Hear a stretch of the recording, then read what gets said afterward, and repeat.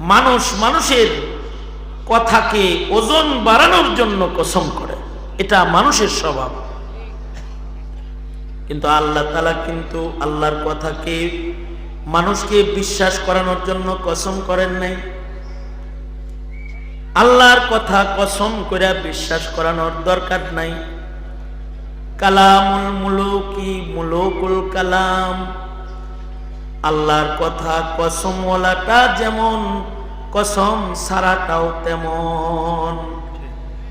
আল্লাহ যদি কোনো কথা বলেন এটা কসম করলেও যেমন, কসম না করলেও তেমন। আল্লাহর কথা তো কথার রাজ্যের রাজা।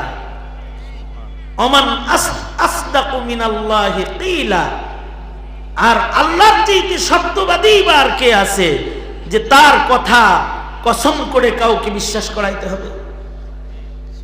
কসম করে আল্লাহর কথা বিশ্বাস করানোর দরকার নেই। কিন্তু আল্লাহ তাআলা কোরআনে কখনো কখনো কসম করে মানুষকে, কোন বস্তুর কসম করে ওই বস্তুর দিকে মানুষকে মনোনিবেশ করেছেন। আল্লাহ তাআলা কোনো বিষয়ে কসম করলেন তো মানুষকে বোঝায় আমি এই জিনিসের কসম করলাম, এটা কিন্তু দামি জিনিস, এটা খেয়াল করো। অর্থাৎ মানুষের